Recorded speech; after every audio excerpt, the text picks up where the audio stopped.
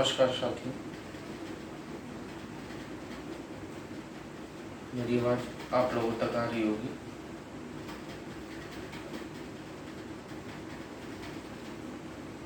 सभी लोगों को मेरा नमस्कार फिर से एक बार। आज मैं आप लोगों के सामने चंदेरी का युद्ध, जो कि 29 जनवरी 1528 ईस्वी को बाबर और मिरनी राय के बीच में लड़ा गया था, उसकी बात मैं आप लोगों से करूँगा।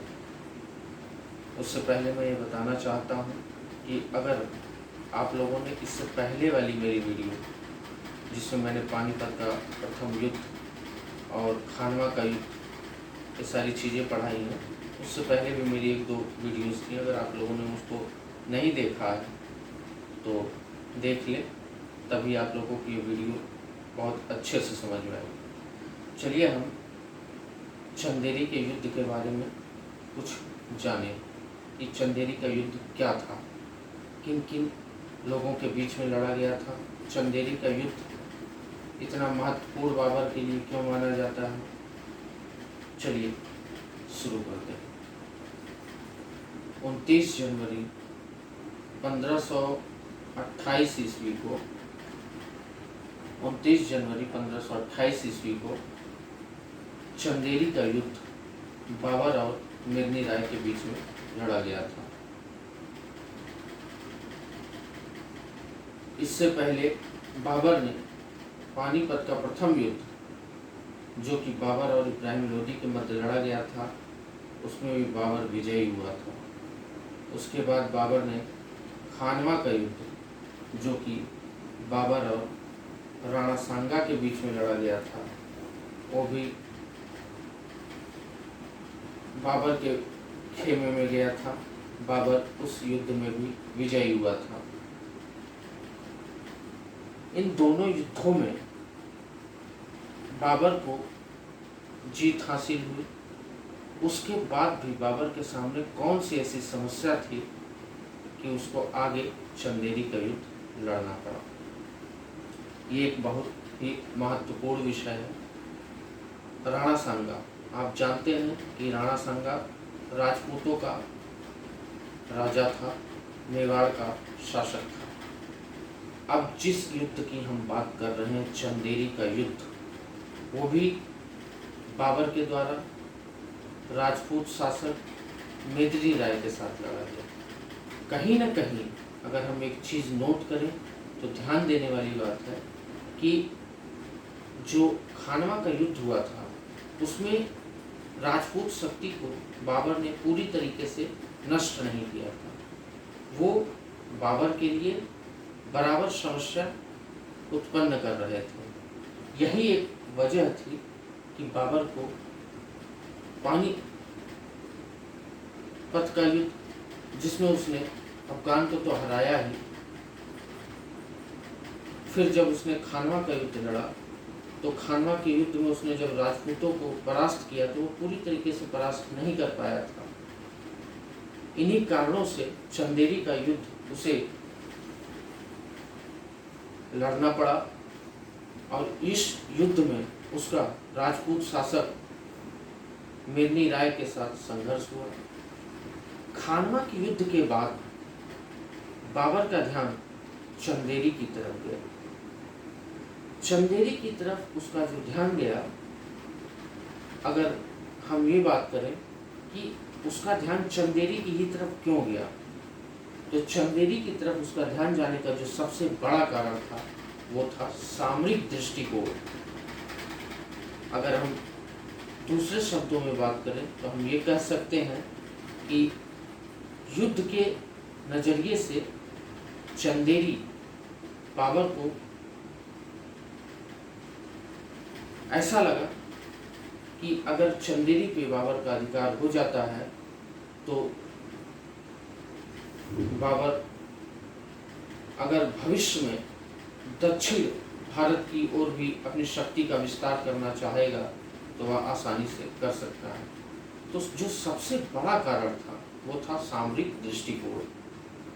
ये एक बहुत ही महत्वपूर्ण कारण था।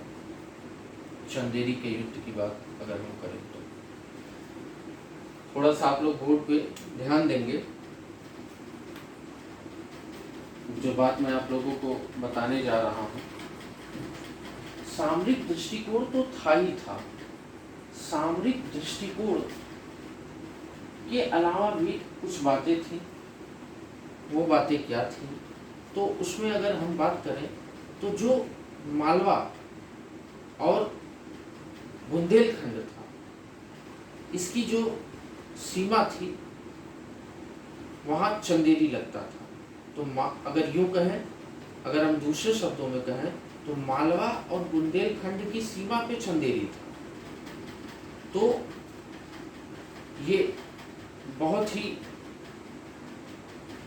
महत्वपूर्ण बात थी बाबर के लिए कि अगर वो चंदेरी को जीतता है तो मालवा पे उसका अपने आप अधिकार हो जाएगा। और एक महत्वपूर्ण बात ये थी कि जो मालवा और उत्तर भारत की जो मुख्य सड़क थी वो चंदेरी से होकर गुजरती थी। ये भी एक अपने आप में इम्पोर्टेंट बात थी। तो ये कुछ बातें थी जो बाबर को चंदेरी के युद्ध के लिए प्रेरित किए। देखिए, चंदेरी के युद्ध में जब बाबर राजपूतों को पराजित करता है तो राजपूतों की शक्ति तो नष्ट होती ही रहती है।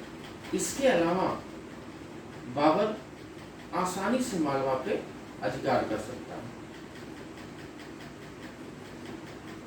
इसलिए बाबर ने चंदेरी का युद्ध करना और चंदेरी के किले को अपने अधिकार में करना महत्वपूर्ण समझा। राजपूत चंदेरी का दुर्ग बाबर को देना नहीं चाहते थे। बाबर ने जो चंदेरी के शासक थे मेदिनी राय, उनके पास एक संदेश भिजवाया था और उस संदेश में उन्होंने कहा था कि जो शमशाबाद है, शमशाबाद, उसको मेदिनी राय ले लें और चंदेरी बाबर को दे दें। लेकिन जो मेदिनी राय थे, चंदेरी के शासक थे, जो राजपूत शासक थे, उन्होंने बाबर की बात को मानने से इनकार कर दिया। उन्होंने बाबर की बात को स्वीकार नहीं किया। तब बाबर ने राजपूतों की शक्ति को नष्ट करने के लिए चंदेरी का युद्ध करना सुनिश्चित किया।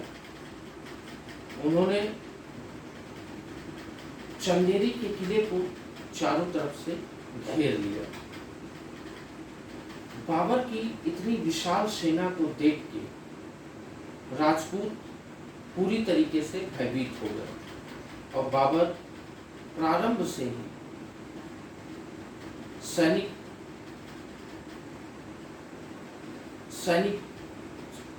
जब उसकी जो सेना थी वो एक कुशल सेना नायक भी था और सैनिक क्षेत्र में वो निपुणता हासिल कर चुका था। युद्धों को जीतने में वो महारथ हो गया था। उसके लिए कोई भी युद्ध जीतना कोई बहुत बड़ी बात नहीं थी, क्योंकि वो इतने युद्ध लड़ चुका था कि उसके अंदर एक अलग ही योग्यता आ गई थी। युद्ध जीतना उसके लिए कोई बहुत बड़ी बात नहीं थी। वह अपनी युद्धों में तुगलमा पद्धति, उस्मानी पद्धति, बंदूकों का प्रयोग, ऐसे ऐसे प्रयोग करता था जिनसे बहुत से लोग अभी परिचित ही नहीं थे। तो बाबर जब राजपूत सैनिकों पर प्रहार करने लगा और राजपूतों को यह लगा कि अब वह इस युद्ध में पराजित हो जाएंगे, तो जो राजपूत स्त्रियां थीं वो जौहर करने लगी और राजपूतों ने वीरता से मुगल सेना का सामना किया, लेकिन अंततः उन्हें जीत हासिल नहीं हुई। वो पराजित हुए और इस तरह मेदिनी राय चंदेरी के युद्ध में पराजित हुआ और चंदेरी पे मुगलों का अधिकार हो गया। पे जब मुगलों का अधिकार हो गया तो मुगलों ने चंदेरी के किले को, भारतीय मुसलमान एक नाम था अहमद शाह, क्या नाम था, नाम ध्यान रखेंगे, क्योंकि देखिए बहुत सारी समस्याएं थी। जो कुछ अफगान थे जो बाबर का साथ दे रहे थे, और भारतीय मुसलमान भी थे कुछ जो बाबर का साथ दे रहे थे। तो उन भारतीय मुसलमानों को खुश करने के लिए बाबर ने चंदेरी का युद्ध जब जीत लिया, तो जो चंदेरी का किला था वो एक भारतीय मुसलमान अहमद शाह, अगर हम दूसरे शब्दों में कहें तो मालवा के शासकों के जो वंशज थे अहमद शाह, उनको सौंप दिया। इस प्रकार बाबर ने चंदेरी के युद्ध में राजपूतों की शक्ति को पूरी तरीके से नष्ट कर दिया। अब जो उनके सामने राजपूत एक समस्या थी, उस समस्या को उन्होंने हल कर दिया और चंदेरी के युद्ध को जीत लिया।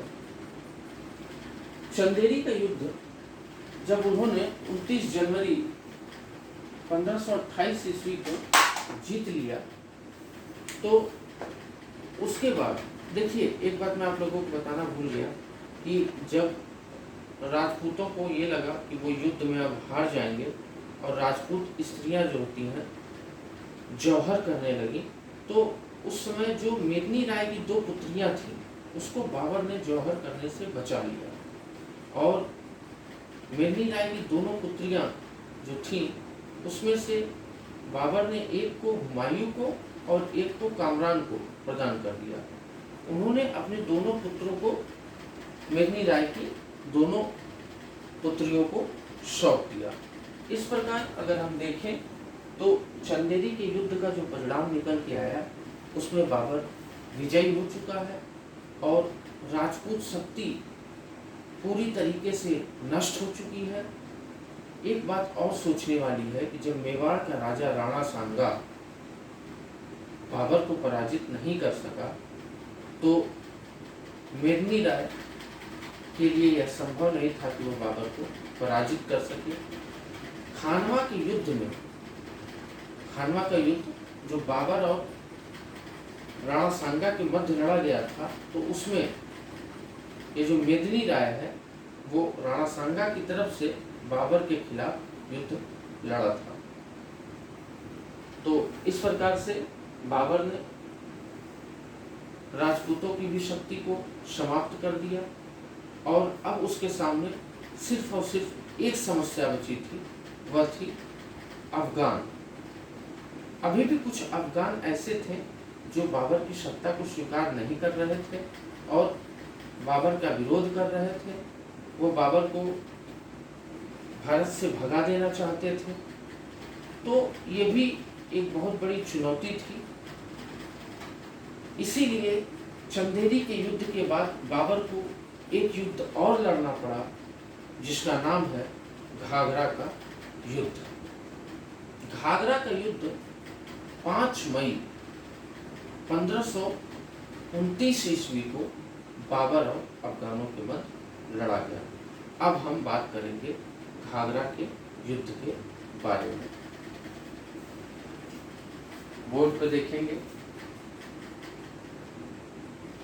घाघरा का युद्ध, जो कि 5 मई 1529 ईस्वी को बाबर और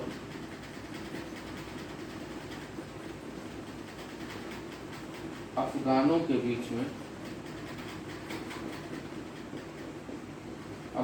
बीच में लड़ा गया था। जब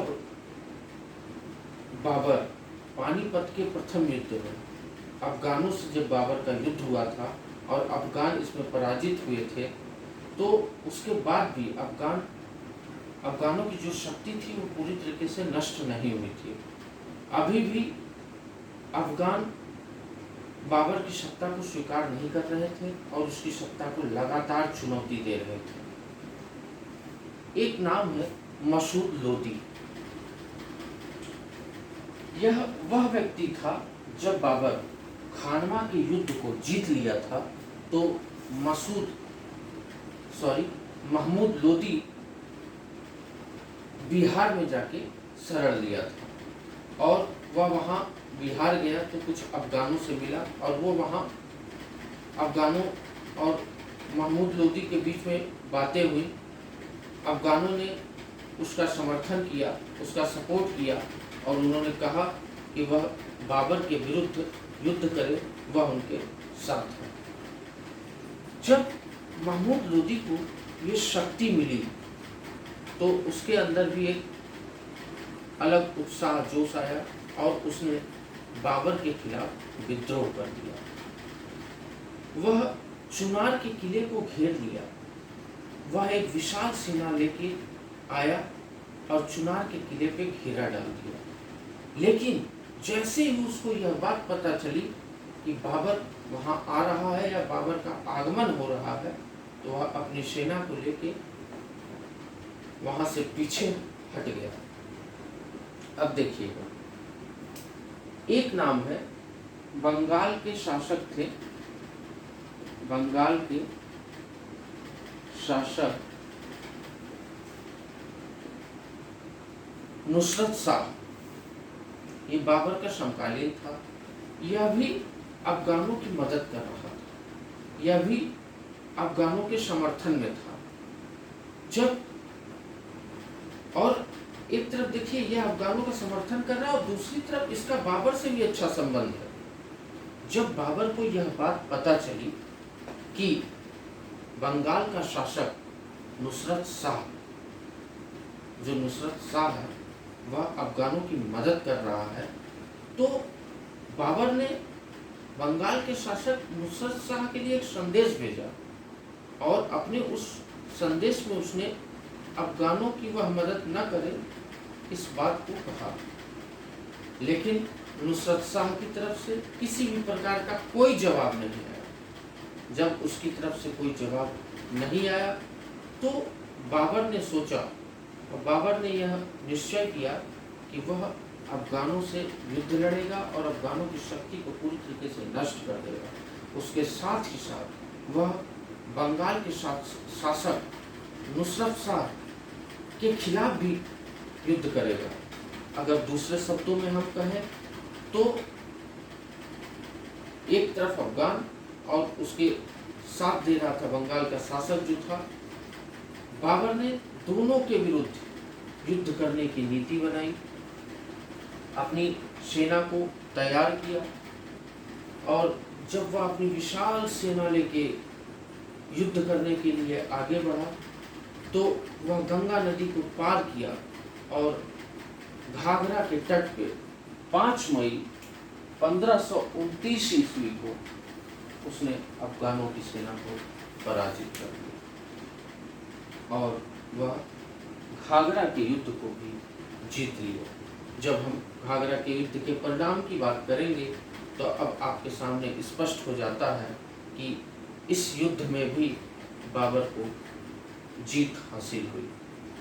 जब इस युद्ध को बाबर जीत लिया तो जो बचे खुचे अफगान सरदार थे या अफगान लोग थे, उन्होंने बाबर के सामने आत्मसमर्पण कर दिया। उन्होंने बाबर की अधीनता को स्वीकार कर लिया और दूसरी तरफ जो बंगाल का शासक नुसरत शाह था, उसने बाबर के साथ संधि कर लेने में भी अपनी भलाई समझी। उसने बाबर से संधि किया और उस संधि में यह समझौता किया गया, वह जो दोनों के बीच संधि हुई उसमें यह बात कही गई कि दोनों एक दूसरे की राज सत्ता का आदर करेंगे, इसके साथ दोनों एक दूसरे की शत्रुओं को पनाह नहीं देंगे। यूँ कहें तो जो बंगाल के शासक का शत्रु होगा उसका सहयोग बाबर नहीं करेगा और जो बाबर का शत्रु होगा उसका बंगाल के शासक नुसरत शाह समर्थन नहीं करेंगे। इस प्रकार अगर हम एक बार फिर से बात करें पानीपत के युद्ध से, तो देखिए किस तरीके से एक के बाद एक बाबर ने अपने साम्राज्य को विस्तार करने की जो उसकी नीति थी उसके लिए उसने एक के बाद एक युद्ध लड़े। 1526 में जो सबसे महत्वपूर्ण युद्ध था वो पानीपत का प्रथम युद्ध था, जिसमें बाबर ने दिल्ली सल्तनत के साथ साथ लोधी वंश का अंत किया और मुगल वंश की स्थापना की। उसके बाद बाबर खानवा का युद्ध लड़ा। खानवा के युद्ध में बाबर ने राजपूत शक्तियों को कमजोर किया। मेवाड़ के राजा राणा सांगा, जिसके साथ जो बहुत ही अपने आप में शक्तिशाली शासक, राजपूत शासक था, उसको भी बाबर ने पराजित किया और खानवा के युद्ध को भी बाबर ने जीता। उसके बाद ये दोनों युद्ध जब हो गए, पानीपत और खानवा, फिर भी अफगानों की और राजपूतों की समस्या बाबर के लिए बराबर बनी रही। इन्हीं समस्याओं के निराकरण के लिए बाबर ने चंदेरी का युद्ध किया और चंदेरी के युद्ध में उसने पूरी तरीके से राजपूतों की शक्ति को छिन्न भिन्न कर दिया, उनकी शक्ति को नष्ट कर दिया। तो चंदेरी का युद्ध एक महत्वपूर्ण युद्ध रहा बाबर के लिए। और जो उसका सबसे आखिरी युद्ध था, घाघरा का युद्ध, जो कि 5 मई 1529 ईस्वी को लड़ा गया था, उसमें भी बाबर को विजय हासिल हुई। और इस वाले युद्ध में उसने, जो घाघरा का युद्ध था, अफगानों को पूरी तरीके से नष्ट कर दिया। हाँ, एक बात और महत्वपूर्ण है, अगर हम